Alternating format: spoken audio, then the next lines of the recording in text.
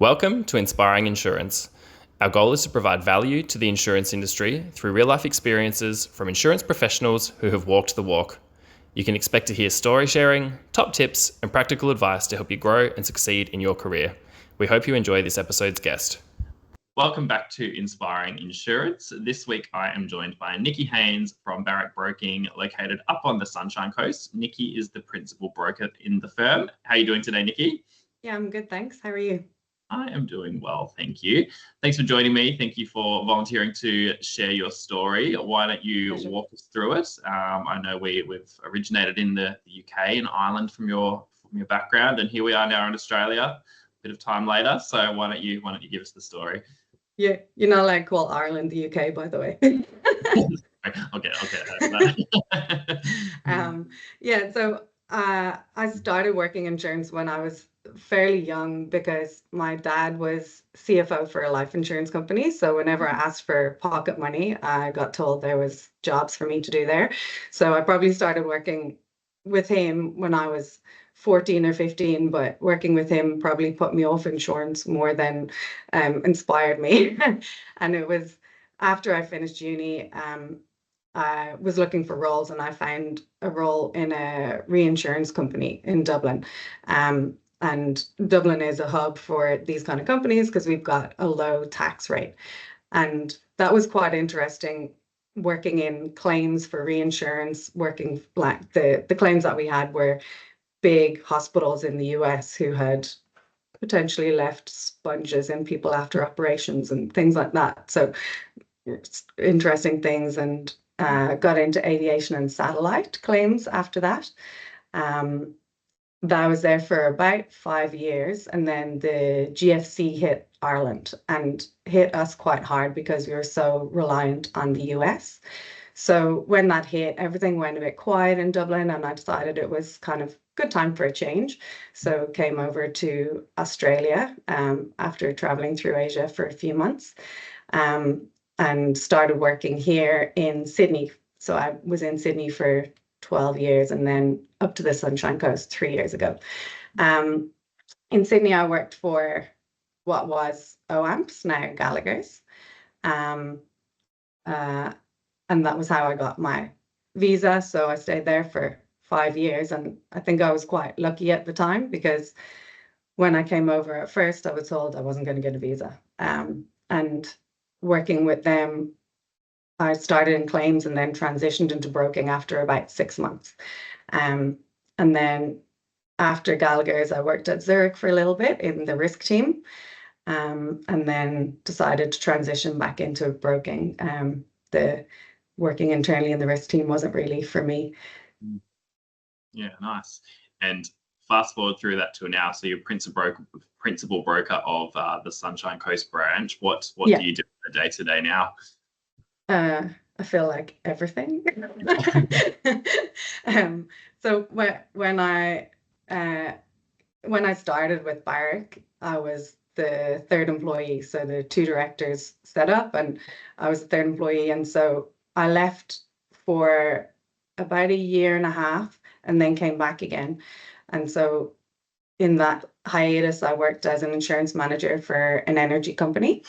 And then when I came back, I kind of had a dual role of group operations, because going from a startup and growing, you don't necessarily have the systems and the processes and things for people who, when they're starting, can just kind of get going straight away. And so when I came back, I helped set up the systems and the processes for people so that they can track renewals. I was looking after IT systems, training, compliance. I think there's a longer list. I can't remember what else. And then doing a dual broking role as well. So until this branch grew enough for me to take on the full renewal book. But I still find myself pulled into the operations because I tend to be the one who knows how to fix everything. And so from a broking side of things, I look after all of our clients here on the Sunshine Coast. So we've got a new business team. Once they onboard clients, they get transferred over to me for any ongoing servicing, changes, claims, and then up through their whole renewal process.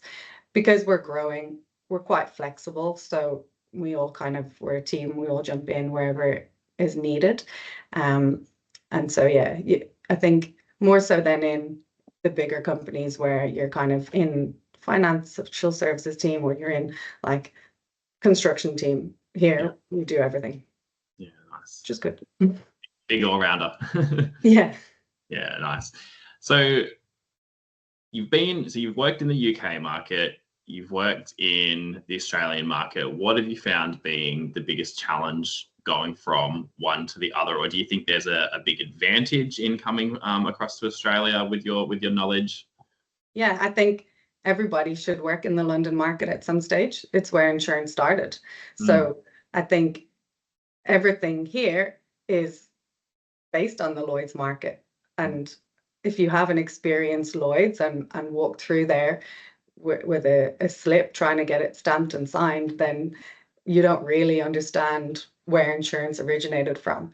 And so, like, there's someone that I worked with here in Australia, actually worked in Lloyd's back in the 80s, and it's when women weren't allowed into Lloyd's. And so she used to have to stand at the door and get a boy to like run in and get her slip stamped and then go back. And so, that without being there, you can't really envision it. And like Australia now are doing great things with, say, the UAC expos, where you've got, I think the one in Brisbane recently had 120 underwriters there, and you kind of walk around and chat to everyone. And so it gives you kind of a similar experience to that marketplace. But I think it's a huge advantage having that basis to start from. And yes, there are differences here. Some of the wordings are different, some of the policies are different, but I think as insurance is constantly evolving anyway, you've got new wordings, new policies, new lines of business all the time. We're all constantly learning anyway, and anyone that has that experience from working in Ireland and England is able to pick up any of those policies pretty much straight away, I reckon. Yeah, sure. I still hate looking at ISR wordings, but the necessary evil. It's funny that you say that you think people who come to Australia from those parts of the world should be able to pick things up quite easily, because what I find by recruiting for the industry is that the moment someone has experience from outside of Australia and doesn't have a tier 1 or a tier 2, they're kind of overlooked, and I guess it becomes quite challenging for them to find roles within the Australian market. Why do you think that might be? I think it's just a lack of understanding. Not to insult Australians, but Australia can be very introspective, whereas Europe, you're exposed to so many countries. You can travel anywhere within 5 minutes, whereas it can take a long time just to leave Australia. And so I think if you've just got to give people a chance. The Irish education system is amazing. So anyone who has a degree from Ireland is already quite a highly qualified candidate, I would say. And yeah, I don't know. I don't know why you wouldn't hire someone from Ireland or the UK, honestly. And it surprises me that people don't want to, because all the people I know who work in the industry, who I'm close to and work well with, have worked overseas. And even the Asian market, people who've worked in Singapore have a whole different perspective as well. Like, I just think that having all those different perspectives and bringing different things to the mix is a good thing. You can't have a company or a business of people who have the same experience. That's not going to help you grow. Sure. I think sometimes it comes down to people being on working holiday visas and things like that. So there's a little bit of uncertainty about the longevity of their employment. I think that's one of the hesitations. Yeah. But obviously you've come to Australia, you've lived that experience. How did you go about it? How did it work for you? I was really frustrated at the start. So I kept speaking to recruiters, and I said, you won't get a visa, you won't get sponsored, it's too expensive, people don't want to outlay that cost. And so, because I was also trying to get something in aviation, which is specialist, and I was kind of making it even more difficult for myself. So then I just looked at general claims roles, and I was lucky at the time that I found a part-time role at OAMP. So I think it was 3 days a week for 6 weeks is what they initially offered me. So I just took it just to get Australian experience on my CV. And I think after 3 weeks, they were like, okay, we're gonna sponsor you. And they could see that I had all this experience that would benefit the company. And to sponsor me, then I had to be transferred into broking, because weirdly at the time claims wasn't on the list, even though we had just had huge flooding, and so claims people were needed, but the government was always a bit behind on actually providing what the industry needs. So I transitioned into broking after about 6 months, but it was a challenge. It was quite stressful at the time to try and explain to people what I knew and what I could provide and what I could bring to an organization. But you just have to advocate for yourself. Like, and if you're on a working holiday visa, as I was, and I was committed to staying, I wasn't going back to Ireland. You have to make that clear. Like, don't be shy about it, because yeah, people will think, oh, you just want to travel Australia in a caravan, which wasn't what I wanted to do. I was here to work and to get a visa and to make this my home. Yeah, great. And so when you got the sponsorship, did you go on to, was it a skills shortage visa, or what was kind of the pathway for you? Yeah, it was. It's all changed now. It was a 4 year skilled migration visa, I think is what it was called. And then from that, after 2 years, you could apply for permanent residency. So I applied for permanent residency, and OAMPS paid for everything, all my visas, the legal costs. It was great. And then after another year, I could apply for citizenship. So I think it ended up, I'm not sure if that maths is right, but I ended up getting citizenship in 2015. And so yeah, I was pretty happy with that, because I think it's more difficult now. There are some visas which don't automatically lead to residency. And I think it's become much more difficult for people to come here, even if they are skilled, which is sad, because we do have a skills shortage, and we do have a shortage of young people wanting to come into the industry. And so I think we need to, if companies can sponsor, to be more open to that. And during COVID, obviously they couldn't for 2 years, and a lot of people from Ireland and the UK stopped trying. And so I think it would be great to re-encourage that and open up the doors again. Sure. So you mentioned, well, two things there actually. One, it's proof that it can be done from a working holiday visa, proof right there. And the second thing is, you mentioned the skills shortage and the new talent coming into the industry. What are your thoughts on some way that, aside from bringing in international workers, what are some other thoughts that you have around how the industry could be supporting that?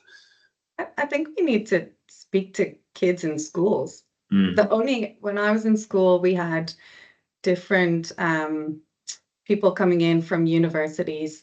And so they came in to talk about engineering, medicine, like law, traditional pathways into uni.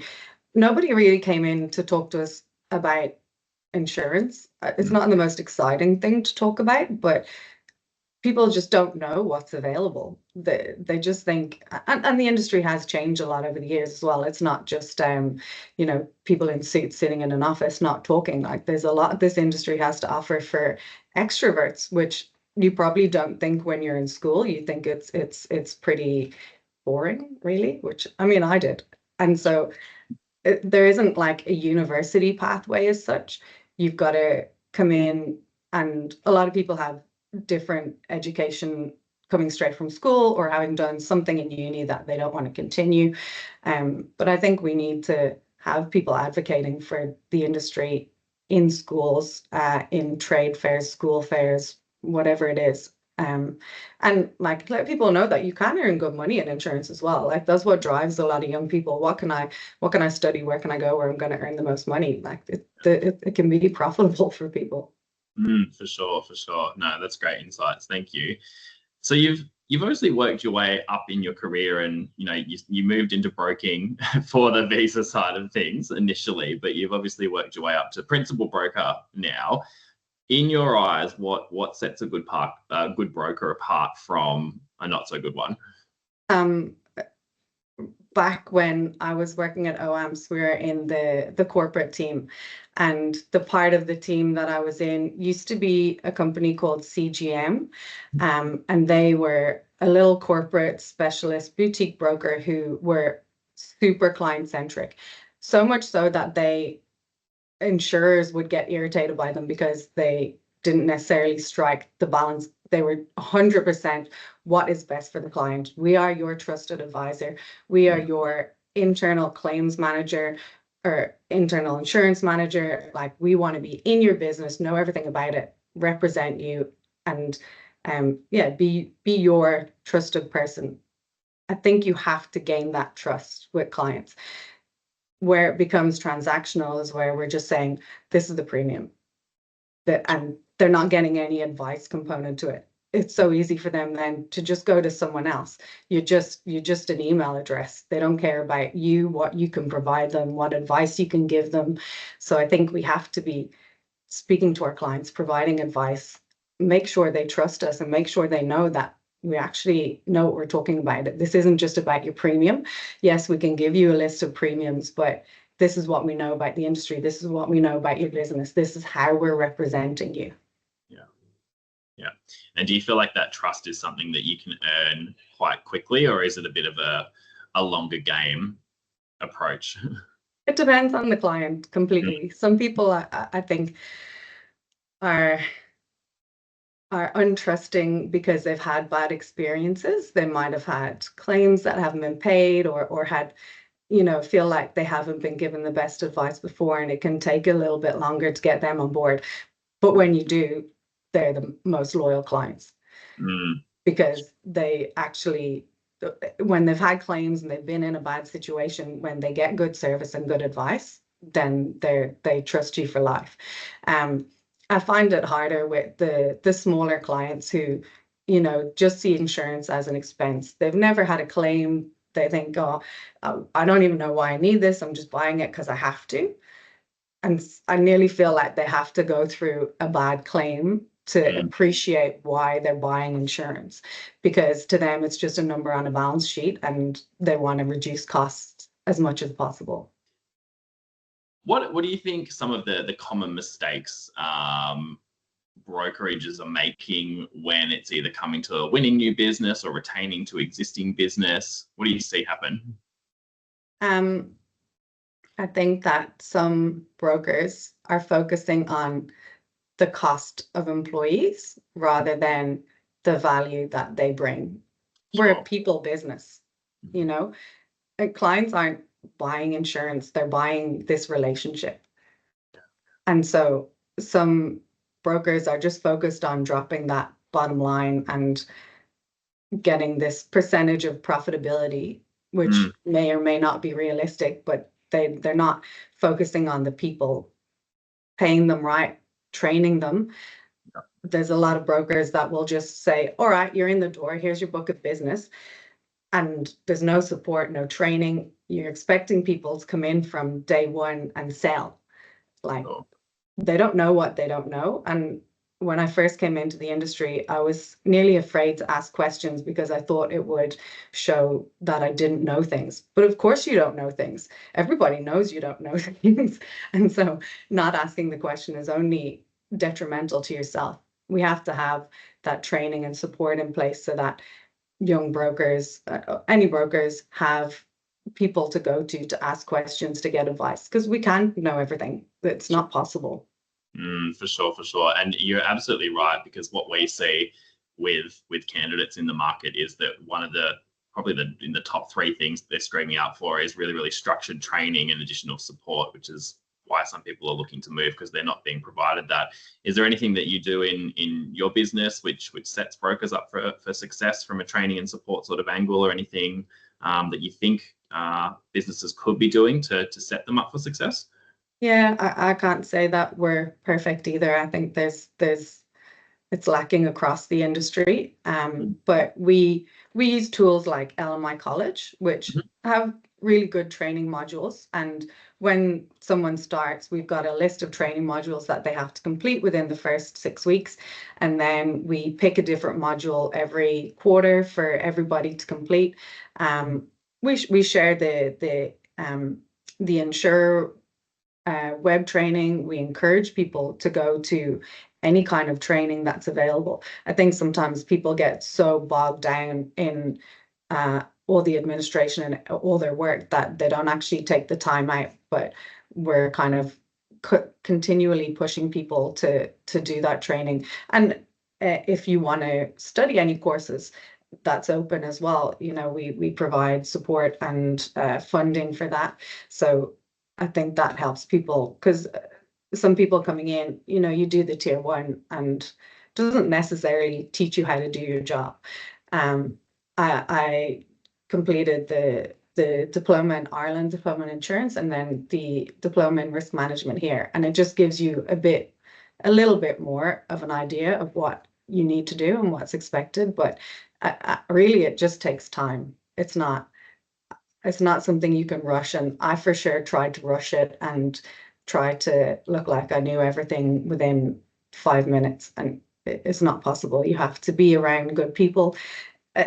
I love working from home, but I also think that being in the office is important, because you learn so much just by assimilation, listening to people, listening to like people talking on the phone to clients, how they interact with them, the advice they're giving. And that on-the-job training is super important. And so if you're in an office space where you're not getting that, I can see why it would be a bit demotivating. I think you have to have a good mentor and work for smart people. Yeah, for sure. It's funny you mentioned the topic of work from home, because it's such a huge topic across the industry at the moment. But I find a lot of businesses are kind of bringing their teams back into the office a little bit more. So yeah.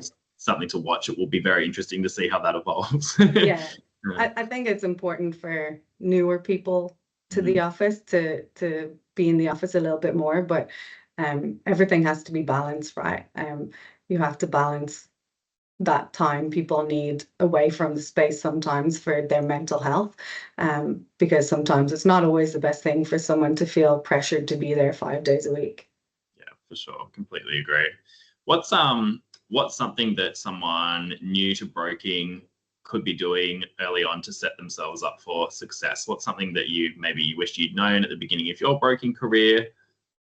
I did the NIBA mentor program when I started, and I loved that. Even just to introduce you to more people in the industry and senior brokers, and the mentor that I had was just so calm, and he had been in the industry for years, and he totally understood all the problems I was having. And the main problem I was having was ISR.